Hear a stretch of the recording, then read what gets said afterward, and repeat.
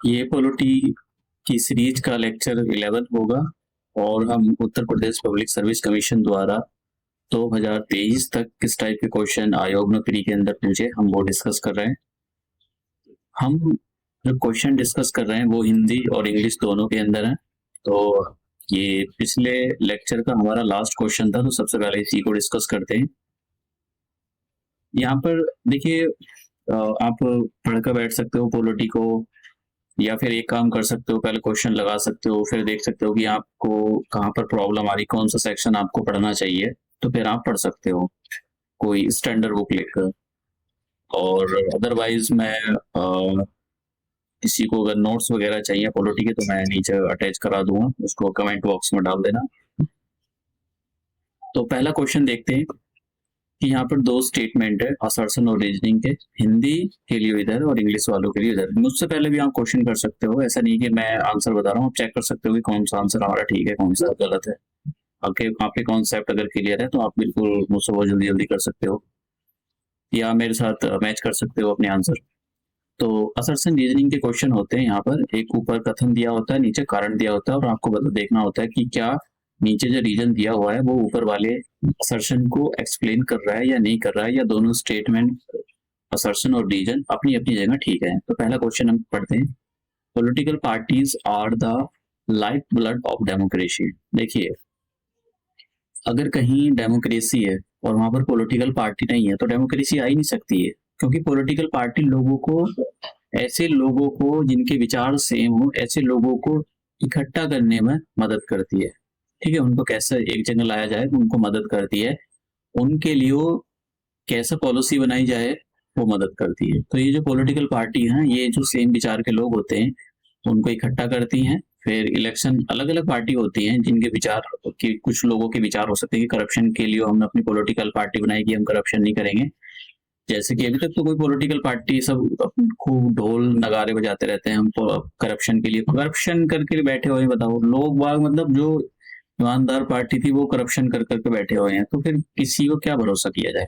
तो ऐसी पार्टी जब करप्शन करती है, जो अपने आप को बहुत शुरू में तो आएगी नहीं, हम तुम्हारे लिए अच्छे हैं, तो सब काम करेंगे, करप्शन नहीं करेंगे, करप्शन फ्री है हमारी, हम एक आम नागरिक हैं, तो ऐसे लोग बाग सत्ता में आ जाते हैं। सहानुभूति लोग भी सोचते हैं कि चलो यार देना चाहिए, फिर एक बार उनको लोगों की एक वो मिल जाती है, पावर मिल जाती है, तो फिर वो अपने आप को मतलब समझ रहे हो ना, भगवान से भी ऊपर समझने लगते हैं कि बस हमसे ऊपर कुछ ही नहीं, लोग हम पर विश्वास कर दें।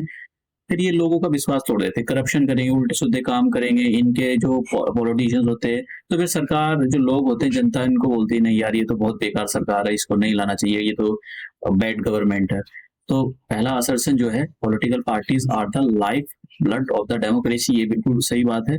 डेमोक्रेसी, अगर पॉलिटिकल पार्टी नहीं होगी तो डेमोक्रेसी मतलब जो सेम एक जैसी विचारधारा वाले लोग वो एक जगह इकट्ठा नहीं हो पाएंगे। दूसरा, normally people blame political parties for the bad governance। तो अगर बैड गवर्नेंस है, मतलब बैड गवर्नेंस का मतलब काम ठीक पर नहीं हो रहा, रेड टेपिज्म ज्यादा है, आपने कोई आधार कार्ड बनवाना था, पता लगा उसी में तो उन्होंने 5 साल लगा दिए, या हर जगह आपसे कहते कि नहीं आज मैं अपनी मोहर नहीं लाया, कल आना, परसों आना, तरसों आना, नहीं आपको वहां पैसे जमा करो, ये करो, फलाना करो। तो मतलब ये क्या है, बैड गवर्नेंस। मतलब आपको अपना ही काम करवाने के लिए, जिसकी वजह से आपने पावर इन पॉलिटिशियन को दी थी, वही आपका काम नहीं कर रहे हैं। नहीं, आपने पावर ट्रांसफर इन लोगों को किया है ना, आपके रिप्रेजेंटेटिव डेमोक्रेसी का कॉन्सेप्ट हमारे यहाँ पर। तो ये दोनों के दोनों स्टेटमेंट ठीक है। और ये पहला वाला स्टेटमेंट, तो पहला वाला स्टेटमेंट, नॉर्मली पीपल ब्लेम, जो पॉलिटिकल पार्टी को ब्लेम करते हैं कि बैड गवर्नेंस जो है, बुरी तरह से, जो मतलब एक अच्छी सरकार, जो अच्छा एक गवर्नेंस सिस्टम है वो नहीं, वो उसका जो मतलब जो एक बेकार ढांचा है, बेकार ढांचा का मतलब अच्छे से सर्विस नहीं मिल पा रही है, उसका जो ब्लेम सरकार, ये जो लोग होते हैं वो पॉलिटिकल पार्टी को देती है। ये बात बिल्कुल सही है। तो इसलिए दोनों के दोनों स्टेटमेंट ठीक है, और जो आर रीजन है वो सही एक्सप्लेनेशन है एक ही। तो ठीक है, हिंदी और इंग्लिश दोनों वाले देख सकते हैं यहाँ पर।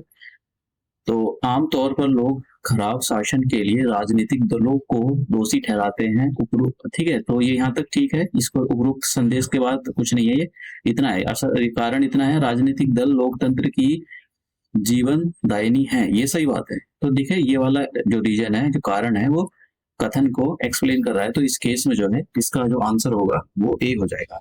देखो थोड़ा टाइम लग सकता है एक्सप्लेनेशन, ऐसा नहीं कि ये कर लो रट्टा मार कर दो, क्योंकि क्वेश्चन जरूरी थोड़ी रिपीट हो, नहीं क्वेश्चन जरूरी नहीं कि रिपीट हो, लेकिन समझ अंडरस्टैंडिंग जरूरी होती है कि आपको कॉन्सेप्ट क्लियर नहीं है तो आप कॉन्सेप्ट कर सको मेरे साथ में बैठकर। नेक्स्ट क्वेश्चन, क्योंकि ये क्वेश्चन असर्शन रीजनिंग वाले सच बताऊं तो बहुत मुश्किल क्वेश्चन होते हैं, कहने से कुछ नहीं होता, ये बहुत मुश्किल क्वेश्चन है। अब नेक्स्ट क्वेश्चन देखते हैं हम। नेक्स्ट क्वेश्चन हमारा ये है, गिवन बिलो टू स्टेटमेंट, फिर से असर्शन रीजनिंग के क्वेश्चन आ गए यहाँ पर।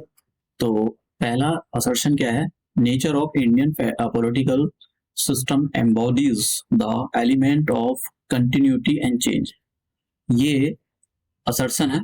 दूसरा इंडियन, मैं आपको बताऊंगा कि क्वेश्चन एक्चुअली क्या पूछ रहा है। सच बताऊं तो ये क्वेश्चन बहुत डिफिकल्ट है, अभी 2020 में पूछा था ये question. Indian political system contains, मतलब यूपीएससी के लेवल का क्वेश्चन है, उत्तर और जो यूनियन पब्लिक सर्विस आईएएस का जो पेपर देते हैं लोग बाग, ये उसके लेवल का क्वेश्चन है, लेवल का नहीं मतलब है ही उसी के लेवल का question. Reason, Indian political system contains the element of the following political system such as modern style, traditional style and the saint style. अब देखिए समझिए जरा क्या कह रहा है इसने यहाँ पर, जो बोला continuity and change. Continuity and change का क्या मतलब होता है, कंटिन्यूटी का मतलब जो चीज अच्छी है, चाहे वो हमारे मोटे पीरियड से आ रही हो या फॉर एंशिएंट टाइम से आ रही है, उसको कंटिन्यू करना, लेकिन जो चीज है खराब हो उसको छोड़ देना, वहीं छोड़ देना। तो इससे क्या होगा, अच्छी चीजों को अपना लिया, बुरी चीजों को छोड़ दिया, तो इसको बोलते हैं कंटिन्यूटी एंड चेंज।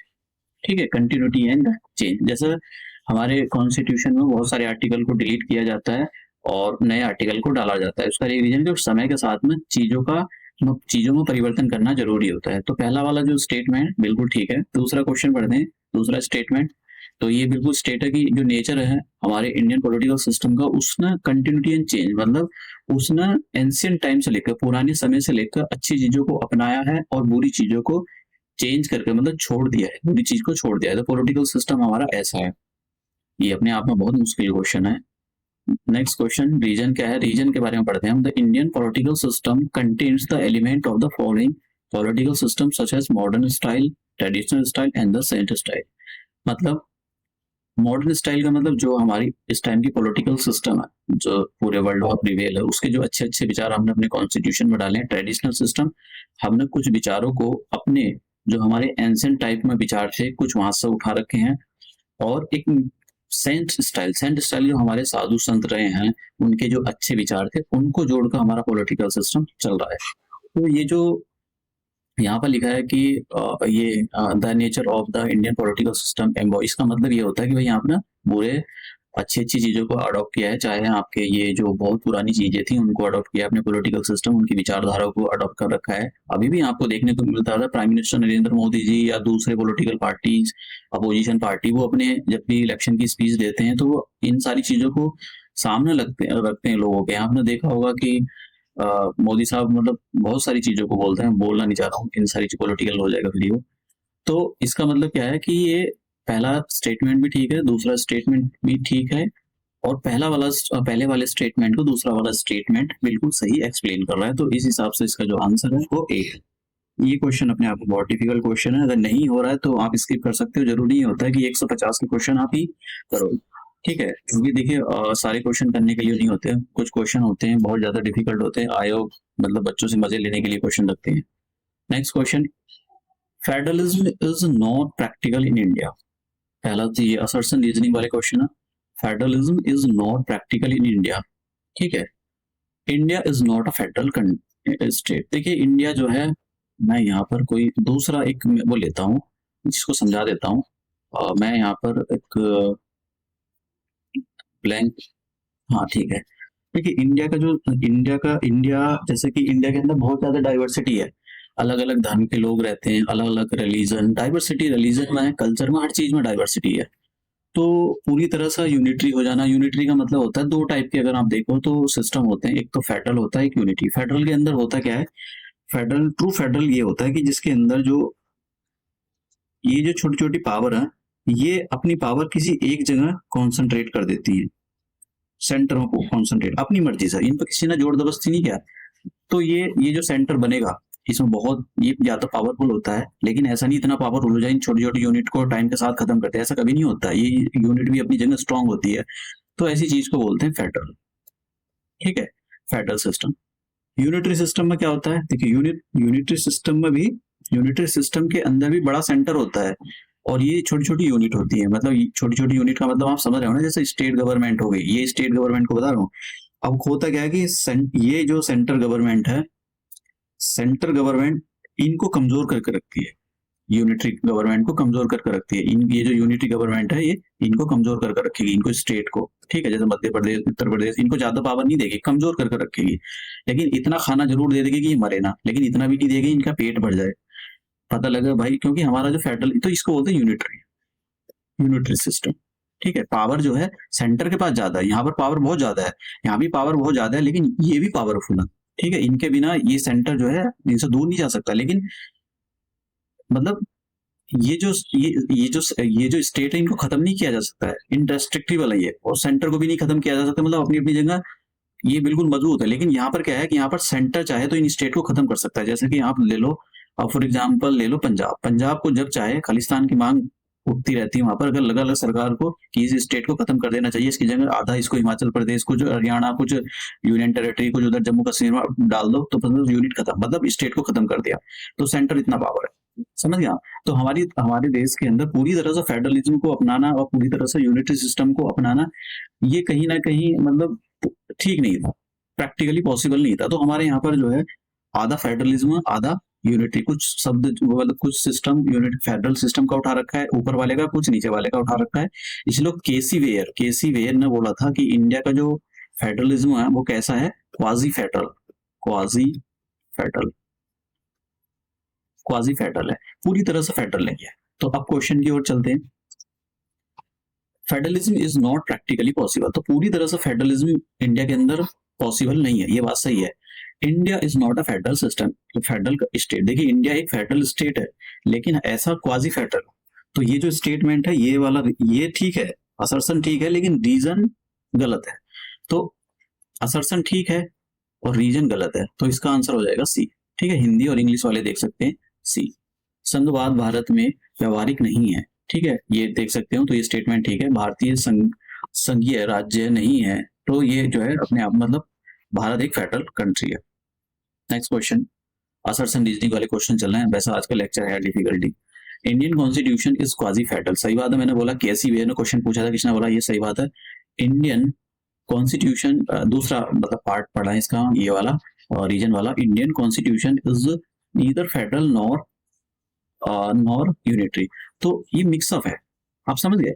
जब मिक्सअप आधे कुछ एलिमेंट फेडरल कॉन्स्टिट्यूशन के उठा रखे हैं, कुछ यूनिटरी कॉन्स्टिट्यूशन के उठा रखे हैं, यूनिटी के उठा रखे, सॉरी एंटिटी के उठा रखे हैं, और इनको मिलाकर ही क्वाजी फेडरल बनता है। तो दोनों स्टेटमेंट अपनी अपनी जगह ठीक है। और रीजन आर को, ये जो रीजन है आर, ये असर्शन को अच्छी तरह से एक्सप्लेन कर रहा है, तो इसका जो आंसर है वो ए है। ठीक है, क्वाजी फेडरल का मतलब यही होता है कि कुछ एलिमेंट आपने फेडरल उठाए हैं, फेडरल सिस्टम के उठाए हैं, कुछ यूनिटरी सिस्टम के उठाए हैं, तभी तो आपका ये कॉन्स्टिट्यूशन ऑफ क्वाजी फेडरल है। केसी वेयर ने बोला था, मैंने बता दिया आपको ये किसने बोला था। नेक्स्ट क्वेश्चन की ओर चलते हैं, रीजन असर्शन वाला, बहुत इंपॉर्टेंट क्वेश्चन। मतलब अगर आयोग को कहीं बेड़ा गर्क करना है बच्चों का, तो असर्शन रीजनिंग भर दो। Indian federalism is called quasi federal. ठीक है, इंडियन क्वाजी फेडरल क्यों बोला जाता है, क्योंकि कुछ एलिमेंट फेडरल के उठाए और कुछ यूनिटरी सिस्टम के उठाए, इसलिए ये क्वाजी फेडरल बोला जाता है, और ये केसी वेयर ने बोला था। Indian system India has a independent judiciary with the power of judicial review. देखो इंडिया के पास इंडिपेंडेंट जुडिशरी है, ठीक है, मतलब इंडिपेंडेंट जुडिशरी है, और उसके बाद जुडिशियल मतलब जो एक्ट बनते हैं उसकी पावर है, किसी भी एक्ट को या एग्जीक्यूटिव एक्शन को वो जुडिशियल रिव्यू कर सकती है उसको। तो ये बात सही है, दोनों बात ठीक है, लेकिन ये जो रीजन है इसको एक्सप्लेन नहीं करता है। फेडरलिज्म होना, क्वाजी फेडरलिज्म होना, इसलिए जुडिशरी इंडिपेंडेंट है, ये इसको एक्सप्लेन नहीं कर रहा है ये, समझ गया।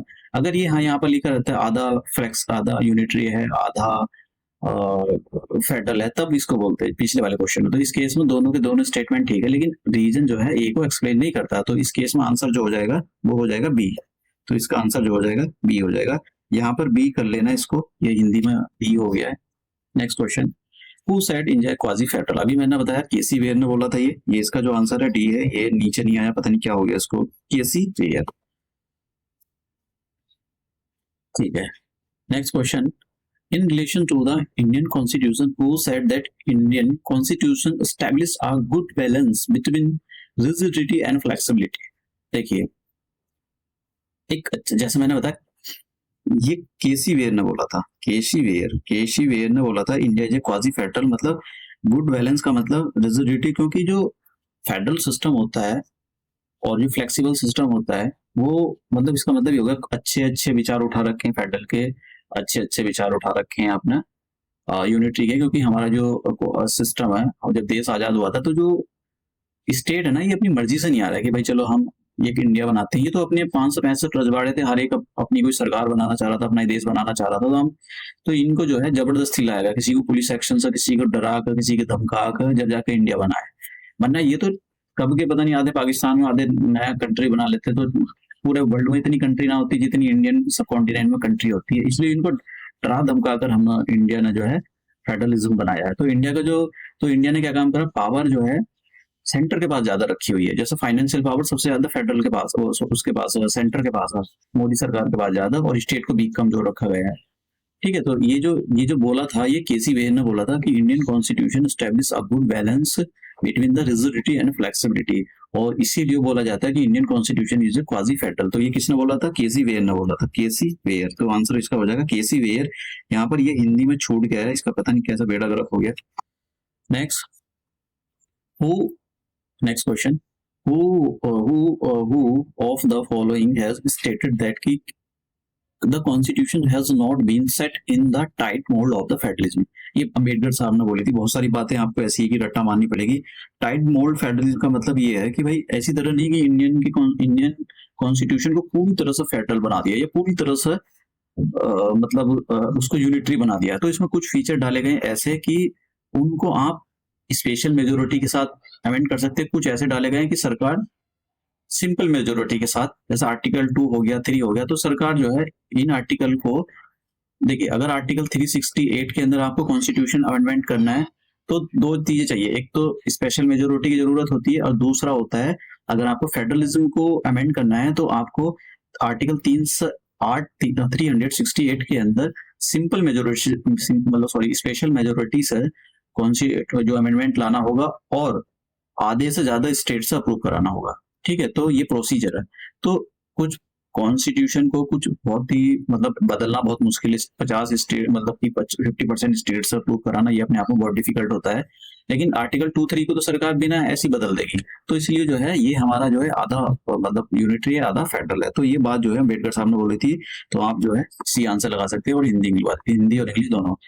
Which one of the following is incorrect about the Indian political system? तो इंडियन पॉलिटिकल सिस्टम के बारे में आपको इनकरेक्ट बताना है। तो सेकुलर इंडियन स्टेट सेकुलर, और सही बात है। इंडिया के पार्लियामेंट्री सिस्टम है, ये सही बात है। धर्मनिरपेक्षता राज्य है, ये सही बात है। सरकार की संसदीय प्रणाली है, ये सही बात है। फेडरल पॉलिसी है, प्रेसिडेंशियल सिस्टम नहीं है हमारे यहाँ पर। तो आंसर जो हो जाएगा डी हो जाएगा। प्रेसिडेंशियल सिस्टम हमारे इंडिया के अंदर नहीं है, हमारे यहाँ पर पार्लियामेंट्री फॉर्म ऑफ गवर्नमेंट है। प्रेसिडेंशियल सिस्टम श्रीलंका के अंदर मिलेगा आपको, और आपको मिलेगा मैक्सिको के अंदर, और ये मिलेगा शायद ब्राजील के अंदर, ब्राजील के अंदर मिलेगा, और ये मिलेगा आपको यूएसए के अंदर। Next question, Which one of the following is not true in relation to the democratic determination? So, democratic determination का मतलब आपको ये बताना कि भाई डेमोक्रेसी के क्या सिम्टम है।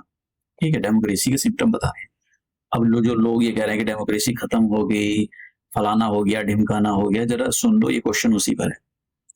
A state in which people are the supreme, एक ऐसा देश जहां पर लोग सुप्रीम हो, उसी को हम फेडरल बोलते हैं। वही देश जो है फेडरल है। फेडरल नहीं, वही वहां पर डेमोक्रेसी है। तो ये बिल्कुल सही बात है। Supreme power is vested in the elected head. जैसे सुप्रीम पावर का मतलब जैसे हमारे यहाँ पर 2 टाइप के हेड है। एक तो प्राइम मिनिस्टर नरेंद्र मोदी, असली पावर उनके पास है। तो वो ऐसा नहीं है कि मतलब उन्होंने अपनी डिक्टेटरशिप कर लिया, भाई इलेक्शन करा रहे हैं और वे जीत गए, जो भी जीतेगा उसी को पावर दी जाएगी। तो डेमोक्रेसी के अंदर ये होता है। तीसरा statement, supreme power is vested in the persons likewise a king. तो यहाँ पर ये कहने का मतलब कि सोलली का मतलब हो गया एक ही, बस मतलब क्या ऐसी जगह डेमोक्रेसी होती है जहां पर सारी पावर एक ही बंदे के हाथ में कॉन्सेंट्रेट हो। तो क्या ऐसी जगह डेमोक्रेसी होती? नहीं, ये डेमोक्रेसी नहीं होती है वहां पर। तो ये जो है supreme power is vested in the, ये स्टेटमेंट गलत है। D option, the government form by the representative elected by the people. तो हमारे यहाँ पर रिप्रेजेंटेटिव मतलब कि पार्लियामेंट्री फॉर्म ऑफ गवर्नमेंट के अंदर होता ये है कि लोग जो है, जैसा आपने कोई अपना एमपी एमएलए चुना, तो एमपी एमएलए क्या करेगा, अगर आप सही बात है गलत एमपी एमएलए चुनते हो तो वो आपकी बात को लेजिस्लेटिव असेंबली में, या फिर अगर आपने एमपी चुना है तो वो कहाँ जाकर बैठेगा, वो पार्लियामेंट के अंदर बैठेगा। और अगर आपने एमएलए चुना है तो वो लेजिस्लेटिव असेंबली, ठीक है, ये स्टेट की जो लेजिस्लेटिव असेंबली वहां जाकर बैठेगा, आपके लिए कानून नियम बनाए गए दोनों जगह। अगर आपने इनको पॉलिटिशियन को, क्रिमिनल हो या ये अगर ऐसे बंदे को भेजा जो जिस पर रेप के आरोप लगे हुए हैं, क्राइम है, ठीक है, किडनैपिंग के, मर्डर के केस, मनी लॉन्ड्रिंग के, दुनिया भर के केस है, तो सिंपल सी बात है, आप तो भूल जाना, और ये सीधा आपके मुंह पर चमाट मारेंगे, समझ गए। तो लोगों को, सही बंदे को इसमें बैठाना चाहिए पार्लियामेंट में। हमारे यहाँ पर जो मतलब अभी जब इलेक्शन हो गया, आप देख लेना, मोस्ट ऑफ द मतलब कि पिछले साल जब 2019 में इलेक्शन हुआ था, बहुत सारे लोग क्रिमिनल सीन मतलब हीनियस क्राइम थे उनके पास। तो जब ये इलेक्शन होएगा तो मैं एक रिपोर्ट लेकर आऊंगा जिसके अंदर यही चर्चा होती है कि कितने पॉलिटिशियन ऐसे हैं जिन पर क्राइम लगे हुए हैं, ठीक है। तो आपको पता लगेगा कि आप लोगों ने कितनी गलती करी है, कितना सही करा है, ठीक है। कि ऐसा नहीं कि मतलब बीजेपी या कोई दूसरा कोई ये जो कांग्रेस हो गई, इनके नेता कोई दूध के धुले हैं, किसी के नहीं है। आपको वोट ही नहीं देना चाहिए, वोट वोट देना है तो नन ऑफ पावर पर जाकर दबाओ, ठीक है। या आपने यहाँ पर कोई लोकल कैंडिडेट होगा उसको खड़ा करो, उसको जिताओ, अच्छा है तो ईमानदार है, तो ऐसे लोगों को कोई फायदा थोड़ी है। आप बार बार ऐसे क्रिमिनल रेपिस्ट को अगर जिताते रहोगे तो सरकार भी कोई अपना कैंडिडेट नहीं बदलेगी, उनको कहे कि भाई चलो यही अच्छा है। तो लोगों की चॉइस ठीक होनी चाहिए, ठीक है। अब नेक्स्ट क्वेश्चन, हाँ ये वाला, इस क्वेश्चन का आंसर जो है सी आंसर है, तो इसका आंसर सी है। नेक्स्ट क्वेश्चन है कि on which of the following dates constituent assembly of the India adopted the national flag. तो ये आपको अच्छे से पता होना चाहिए, 22 जुलाई, ठीक है, 22 जुलाई 1947 को हमारे जो कॉन्स्टिट्यूएंट असेंबली थी, हमारा जो नेशनल फ्लैग है उसको अडॉप्ट किया था।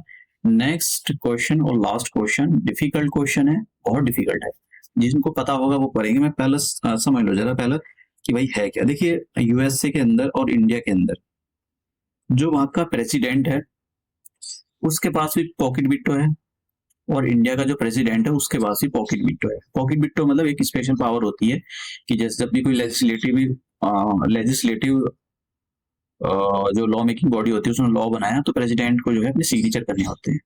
तो पॉकेट बिट्टो ये होती है कि अगर सिग्नेचर के लिए उनको दे दिया पेपर की भाई पेपर सिग्नेचर, वो देंगे, वो पेपर पर सिग्नेचर ही नहीं करेंगे, रखा रहेगा, पड़ा रहेगा बहुत दिनों तक। तो यहाँ पर यही है कि भाई इसमें क्वेश्चन में यही पूछा है कि भाई इंडिया और जो यूएसए है उनकी जो पॉलिटिकल पॉलिटिकल फीचर बताएं क्या क्या उनके वहां के। तो वहां पर एक तो जो ये पावर है, प्रेसिडेंट के पास भी पावर है पॉकेट, और हमारे इंडिया के अंदर भी पावर है। तो ये जो है एक तो ये वाला ऑप्शन इसका तीसरा ठीक है, ठीक है। राष्ट्रपति के बाद और इंडिया के राष्ट्रपति और वहां का जो राष्ट्रपति है जियो बाइडन, उसके पास में जो वीटो पावर होती है, पॉकेट वीटो, ठीक है।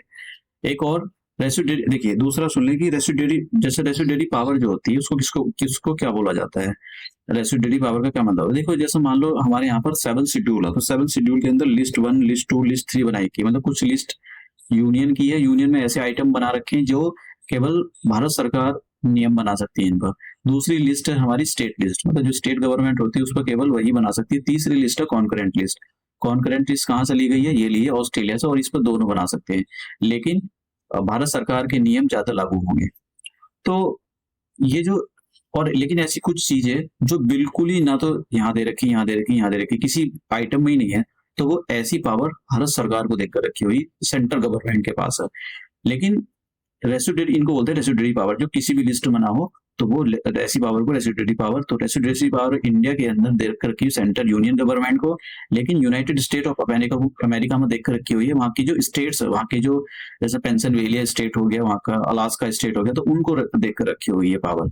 तो यहाँ पर दूसरा ऑप्शन है क्या, रेसिड्यूरी पावर्स वेस्टेड, क्या इंडिया और यूएसए के अंदर रेसिड्यूरी पावर स्टेट के पास है ना, इंडिया के पास, इंडिया में अलग है। इंडिया में तो यूनियन को दे रखी है और स्टेट को दे रखी है यूएसए के अंदर, तो ये स्टेटमेंट गलत हो जाएगा। Residuary power vested in the centre, ये गलत हो जाएगा। तो दोनों के दोनों गलत हो गया, तो 1 ऑप्शन खत्म करो, दूसरा ऑप्शन करो, और तीसरा ठीक है। 4 देखें, upper house as some nominated है, देखिए the upper house has some nominated है, इंडिया के अंदर है लेकिन यूएसए के अंदर नहीं है, ठीक है। तो क्योंकि वहां पर जो है, देखिए वहां पर क्या है, complete separation of the power है।